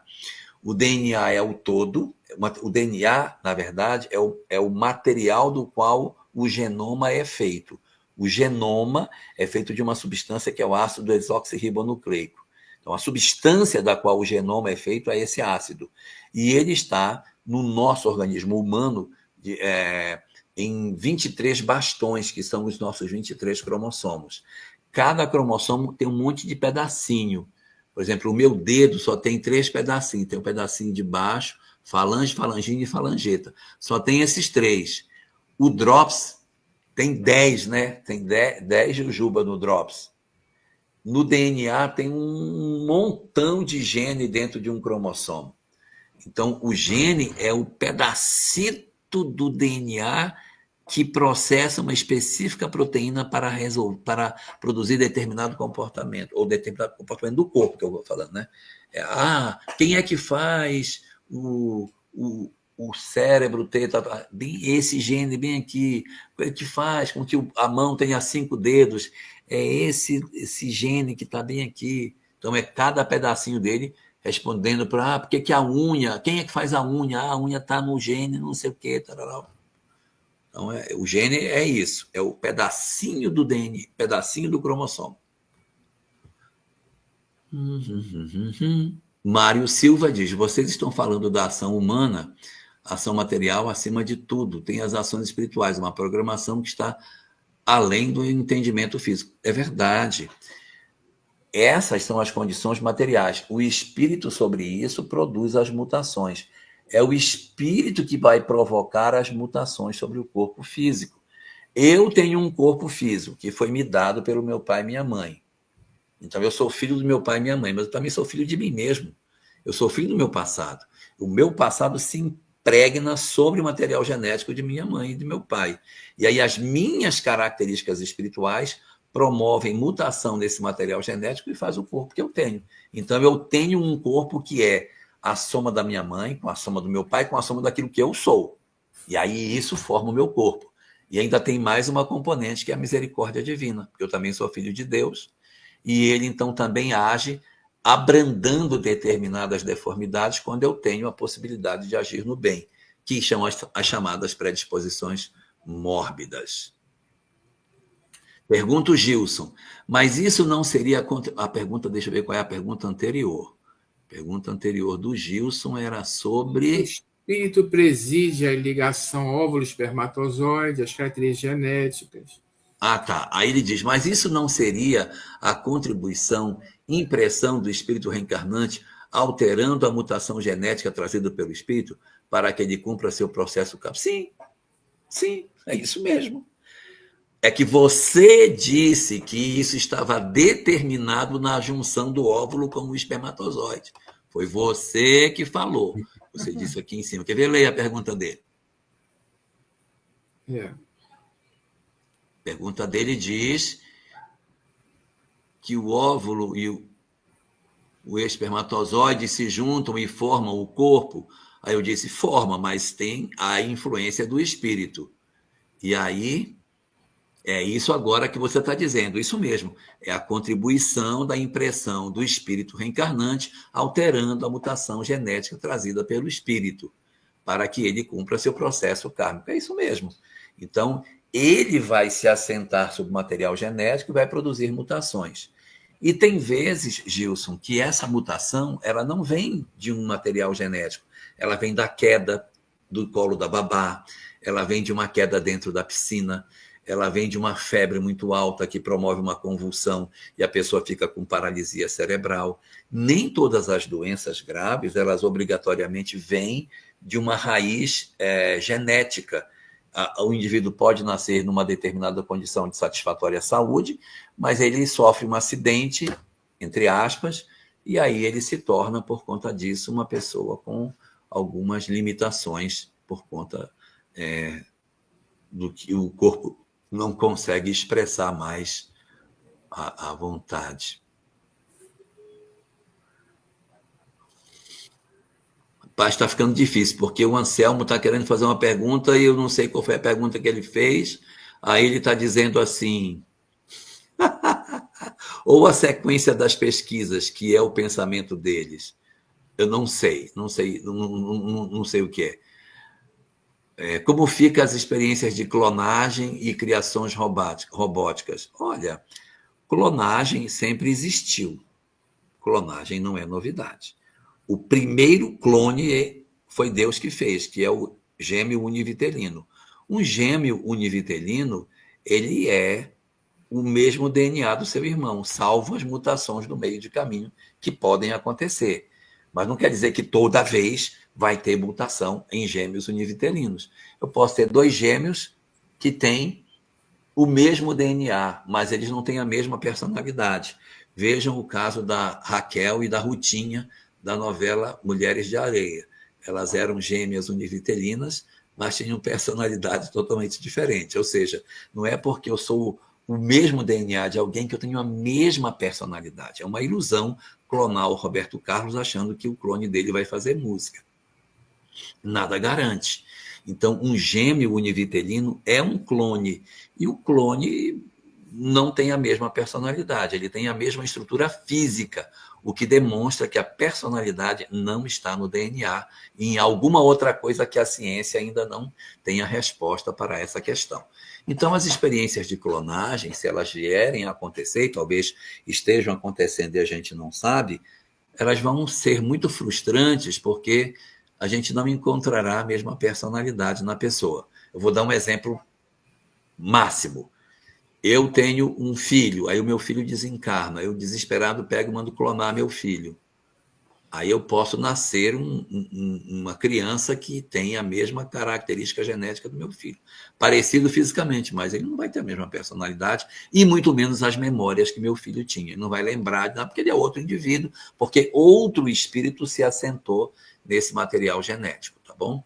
E sobre as criações robóticas, aí não tem limite a capacidade da criatura humana de construir. E vamos ver o que é que nos aguarda para frente. Da Alessandro diz assim, a fisiologia do corpo humano já é fantástica. Imagina a fisiologia do perispírito, onde ficam os centros de força. É bastante motivador para quem gosta de estudar. Verdade. Tem mais coisa aí, meu filho?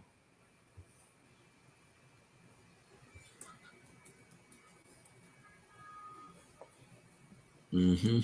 Olha, o Alexandre Montovani, se você... tem aqui uma antes. Eu estou perdido nas perguntas, tá? Mas tem uma aqui. Está acumulando.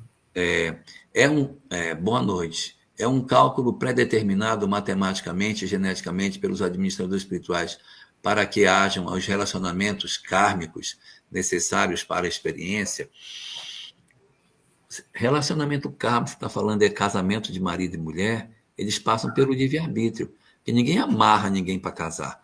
A gente, na verdade, se sente atraído e acaba se vinculando às pessoas, porque o esquecimento do passado nos deixa lembrando apenas da parte boa e não lembra da parte ruim, né? Então, relacionamentos kármicos, eles podem estar até previstos na programação, mas eles não são matematicamente determinados, porque senão não teria livre-arbítrio. A gente pode ou não se aproximar das pessoas que a gente tem como programado. O Alexandre Mantovani pergunta, são 2 coisas. Como fica a programação das pessoas trans? Pessoas trans são pessoas que não se enxergam dentro de um corpo e, portanto, decidem viver uma outra sexualidade. Para a doutrina espírita, o mais importante é não haver promiscuidade. Muito mais importante que a homossexualidade é a promiscuidade. Se eu tenho uma dificuldade com o corpo que eu tenho e decido viver uma outra expressão sexual, mas eu tenho um companheiro ao qual eu sou leal, siga a sua vida, vai viver a sua vida, vai viver em paz. Agora, se eu sou heterossexual ou homossexual, pouco me importa, bissexual, não interessa o que eu seja, e eu sou promíscuo, aí sim nós temos um problema para resolver. E outra coisa é a questão de criança, não é esperar as pessoas ficarem mais adultas para tomarem a decisão com mais acerto. No Evangelho temos Jesus acolhendo a todos, onde fica os homossexuais. Teria na passagem do centurião um apagamento? Não Aquele entendi. servo do centurião, né? Não sei. Mas, na verdade, não aparece isso no Evangelho, porque nessa época a sociedade judaica ela era muito rigorosa, muito rígida com isso. Era muito rígida. Então, acaba acontecendo que isso era até um tema quase que proscrito, diferente da sociedade grega, onde isso era muito mais aceito, a sociedade romana, isso era muito mais aceito. A sociedade judaica não aceitava de jeito nenhum o comportamento homossexual, não de forma alguma. Né? É um pensamento deles, não estou dizendo que eles estão certos nem que estão errados. O pensamento da sociedade era assim. Então, era razoável que no contexto que Jesus viveu não existisse grandes expressões nesse sentido. Com relação ao apagamento na passagem do servo do centurião, que o centurião se preocupar com o servo realmente é bem singular, pode ser. Isso não é o mais importante. O mais importante é que nós sejamos pessoas dignas na convivência com os demais que dividem conosco a existência.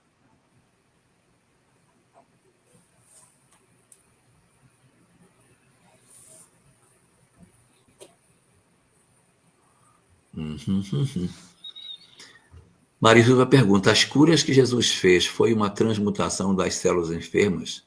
Cura delas ou substituição das células? Acho que todos os processos são possíveis, né? Mas eu quero destacar aqui só, olha, a gente precisa terminar, hein? Senão o povo não vai conseguir dormir hoje. Tem que terminar a live. Eu quero só lembrar uma coisa para vocês. O hebraico antigo, ele não é tão rico como o nosso idioma de hoje, que a gente tem pitiríase, psoríase, herpes zoster, herpes, hanseníase, dermatite bolhosa, fogo selvagem, um monte de doença de pele. No judaísmo chama tsaraat. O que é tsaraat? Doença de pele. Então, se uma pessoa tem dermatite bolhosa, se ela tem psoríase, se ela tem hanseníase, no texto hebraico isso não aparece. Ele tem tsaraat, doença de pele, que os gregos, quando foram transportar do hebraico para o grego e para o latim, na Vulgata e na Septuaginta, eles botaram lepra. Mas nada garante que fosse. Era alguém que tinha doença de pele. Tem doença de pele pior, doença de pele menores, né? Então, você fala que foi uma transubstanciação, uma cura. Depende do tipo de doença que você está falando. Imagina que o cara era cego porque ele tinha problema no cristalino. É difícil você colocar um cristalino numa pessoa que tem catarata? Não é difícil. Se hoje você faz o laser, tira, coloca o cristalino e fica certinho, não é difícil. Então, não é uma coisa que você, nossa, mas o cara era cego. Mas ele tinha o globo ocular ou ele não tinha o globo ocular? Como é que era isso? Tinha ou ele não tinha? Porque, a depender do que era a doença, tem tantas doenças oftalmológicas, então tem muita coisa que a gente tem que ver. Agora, dependendo da circunstância, ele pode ter transubstanciado, ele pode ter curado a célula, ele pode ter colocado uma no lugar, tanta coisa pode ter acontecido, né? Que a gente não pode se prender a uma só situação, porque a potencialidade de cura do Cristo era muito grande, né? E aí acaba acontecendo que muitos fenômenos distintos podem ter se dado nos vários cenários que ele conviveu conosco. Olha, o nosso tempo, eu acho que ele acabou, hein? Está de bom tamanho, com louvor. Nós estamos a 107 minutos. É mesmo, é? 107 minutos no ar. Nós podemos começar a encaminhar, então, para um fechamento, conclusão final, nossos agradecimentos e a prece.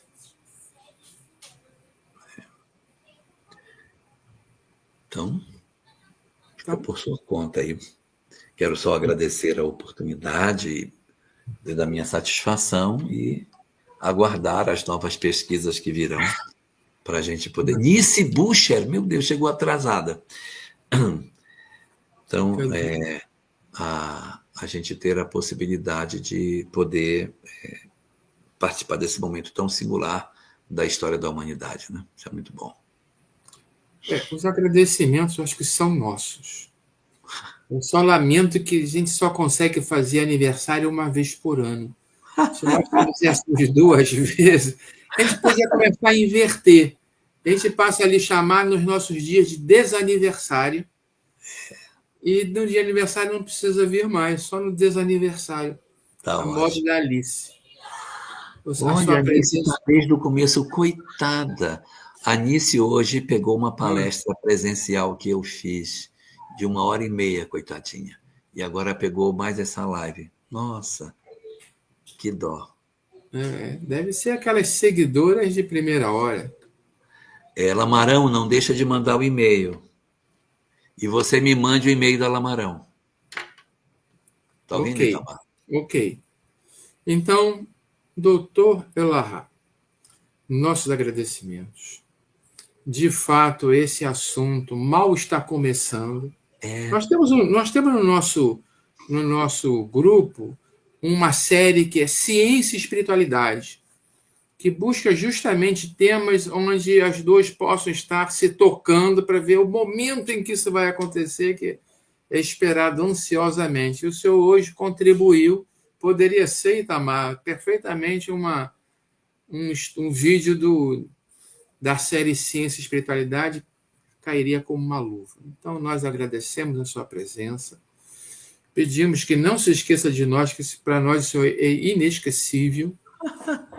Olha, isso foi um duplo sentido, hein? Porque você vai num restaurante ruim e diz assim, olha, o almoço é inesquecível. Tem um almoço Mas no nosso caso, estou tranquilo, porque todos aqui entenderam que foi pelo lado positivo. Foi pelo lado positivo. E a hora que o senhor precisar de nós para alguma coisa, o grupo é pequeno, mas também se coloca à sua disposição para qualquer eventualidade. Muito obrigado. Vocês são Rio de Janeiro mesmo. O nosso grupo é virtual, né? Então temos membros de vários estados.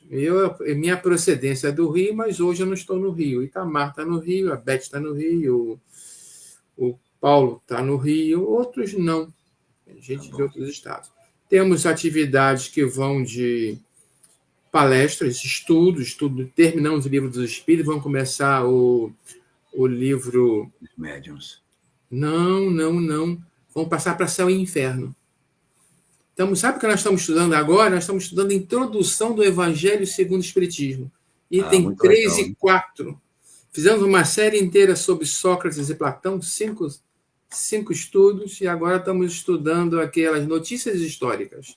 Vamos começar. E também temos trabalho de radiação, temos Evangelho no Lar, temos parábolas e outras coisas mais. Estamos procurando e aceitando sugestões do que se pode fazer virtualmente para aproveitar o potencial dos membros.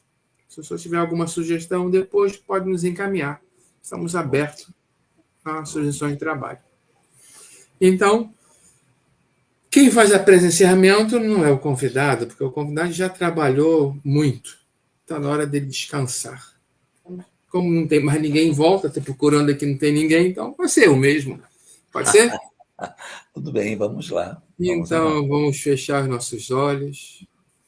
Vamos agradecer aos nossos guias espirituais, aos guias do GEPET, por nos terem ajudado a conseguirmos mais esses momentos hoje com o Dr. Jorge Elahá.